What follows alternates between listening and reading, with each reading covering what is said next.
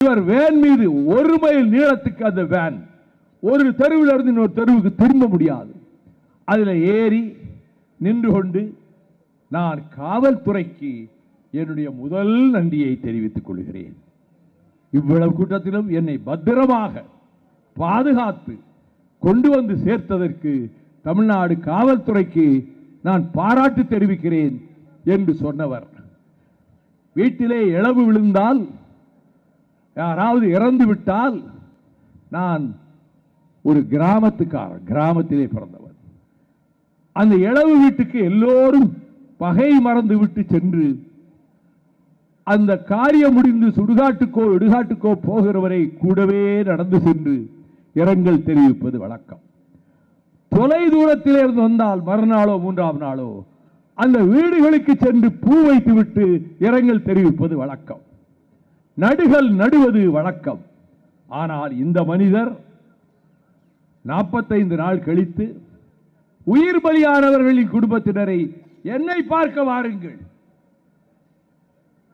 என்னை பார்க்க வாருங்கள் என்று ஆண்டவன் கூட சொல்ல மாட்டாரே. என்னை பார்க்க வாருங்கள் என்று சொல்லி காசுகளை கொடுத்துவிட்டு இறந்து போனவர்களுக்காக நான் அனுதாபம் தெரிவிக்கிறேன் என்று துளியளவு குற்ற உணர்ச்சி இல்லாமல், அணுவளவும் பொறுப்புணர்ச்சி இல்லாமல் அவர் தன்னுடைய சினிமா டயலாகுகளை மேடையிலே வந்து சினிமாவில் பேசுவதைப் போலவே அவிழ்த்துவிட்டு, அங்கிள் அங்கிள் சொல்லுங்க, என்னையா அங்கிள் கிங்கிள், நீ என்ன சினிமாவில் நடிக்கிறியா? மக்கள் மன்றத்துக்கு வந்திருக்கிற, யாரை சொல்லுகிறாய்?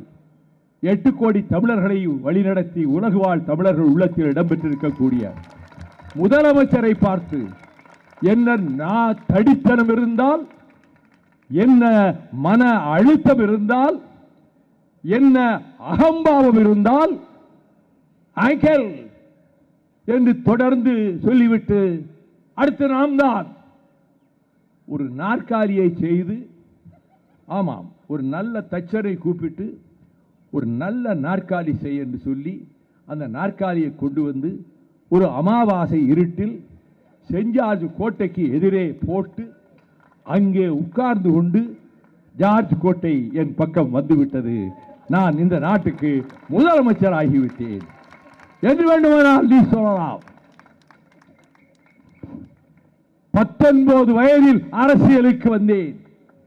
இதே வடசென்னை கோகலே மண்டபத்தில் 1964 ஆகஸ்ட் 21 பேரறிஞர் அண்ணா அவர்களுக்கு முன்னால் இந்திய ஏகாதிபத்தியம் என்று உரையாற்றி அந்த இரவிலேயே நுங்கம்பாக்கம் அண்ணா வீட்டுக்கு சென்ற போது என்னிடத்தில் உன் ஊர் என்று கேட்டுவிட்டு நன்கு பேசினாய் என்ற பாராட்டை பெற்று திராவிட முன்னேற்ற கழகத்திலே 30 ஆண்டுகள் 25 முறை சிறை.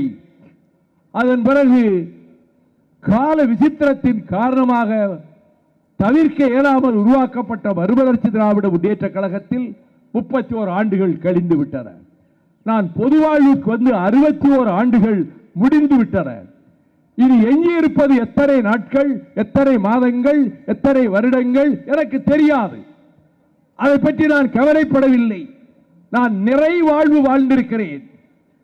பெற்ற தாய் நாட்டிற்கும், அன்னை தமிழ் மொழிக்கும், தமிழ்நாட்டின் வாழ்வாதாரங்களுக்கும் இடைவிடாது போராடி 31 முறை சிறை சென்றது மட்டுமல்ல, 7000 கிலோமீட்டர் ஊருக்குள்ளே நடந்துவிட்டு ஊர் எல்லையிலே காரேறி போனவன் அல்ல வைகோ.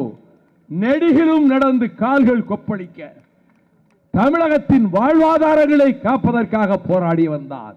ஸ்டெர்லைட்டை எதிர்த்து போராடிய போது துப்பாக்கி சூடு பல பேர் மடிந்து விட்டார்கள் என்றவுடன் அந்த இரவு 9 மணிக்கே தூத்துக்குடி டவுனுக்குள்ளே சென்றேன். உயிரிழந்த ஒவ்வொரு வீட்டிற்கும் சென்றேன். அழுது புலம்பி தலையில் அடித்துக் கொண்டு கதறினார்கள் தாய்மார்கள். அதன் பிறகு ஹைகோர்ட், சுப்ரீம் கோர்ட், ஹென்றி திவேன் முன்னாள் நீதிபதிகளை, முன்னாள் போலீஸ் அதிகாரிகளை வைத்து 2400 பக்கத்துக்கு ஸ்டெர்லைட் டிராஜடி, ஸ்டெர்லைட் கில்லிங்ஸ் என்று தந்திருக்கிறார். நம்முடைய திருவா எங்கே ஒரு துக்கமோ துயரமோ நேர்ந்தாலும் அடுத்த நிமிடம் நீல வண்ணத்திலே நட்சத்திரம் பொறிக்கப்பட்ட கொடி காரில் முகப்பிலே படபடத்து பறக்க அந்த இரவிலேயே அங்கு சென்று அந்த மக்களுக்கு தைரியமும் ஆறுதலும் சொன்ன எங்களுக்கு தகுதி இருக்கிறது இதை பற்றி பேசுவதற்கு. இது ஒரு பக்கம். இது ஒரு இடைவேளையிலே ஒரு விகட துணுக்கு நான் சொன்னது. அதெல்லாம் சொல்ல வேண்டும். இல்லாவிடில் இந்த ஏமாற்றுக்காரர்களை நாம் விட்டு வைக்க கூடாது. ஆனால் இப்பொழுது இந்த எஸ்ஐஆர் என்பதன் மூலமாக வாக்குரிமையை பறிப்பது மட்டுமல்ல, நம் குடியுரிமையையும் பறிப்பதற்கு ஏற்பாடு செய்கிறார்கள். இதையெல்லாம் செய்தால் நான் மிஸ்டர் நரேந்திர மோடியை கேட்கிறேன், பிரதம மந்திரியை கேட்கிறேன், குடியுரிமை உட்பட பறித்து விட்டால், இந்த மண்ணின் மைந்தர்களின் குடியுரிமை வாக்குரிமையை பறித்து விட்டால், அதற்கு பிறகு இந்த நாட்டை எங்கள் நாடு என்று நாங்களே சொல்ல வேண்டும். இது எங்களுடைய நாடு என்று சொல்ல வேண்டிய அவசியம் என்ன? அந்த கட்டத்துக்கு கொண்டு போய் விடாதீர்கள். இந்த எஸ்ஐஆர் நிறுத்தப்பட வேண்டும். உச்ச நீதிமன்றத்திலே வழக்கு நடக்கிறது. அண்ணா திராவிட முன்னேற்ற கழகம் மட்டும் அதற்கு பக்கவாட்டு பின்பாட்டு பாடுகிறது. திராவிட முன்னேற்ற கழகம் உச்ச நீதிமன்றத்திலே வாதிடுகிறது.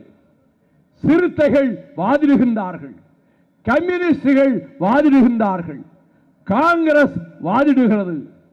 நானும் உச்ச நீதிமன்றத்திலே வழக்கு தொடுத்திருக்கிறேன்.